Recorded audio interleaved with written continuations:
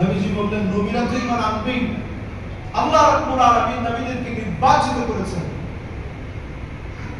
এবার নবীজি আবার প্রশ্ন করলেন, সাহাবীরা বলো তো দেখি কাদের ঈমান নাবি? সাহাবায়ে কেরাম বললেন, নবী আমরা যারা আপনার সাহাবী, সাহাবীদের ঈমান আল্লাহর কাছে সবচেয়ে দামি। নবীজি বললেন তোমরা তো ঈমান আনবাই, ওয়া আনা ফীকুম, আমি নবী তোমাদের ভিতরে আছি, আমারে তোমরা দেখতেছো, তোমরা তো ঈমান আনবাই। এমন একটা সময় আসবে যেই সময়ে আমি নবী থাকবো না,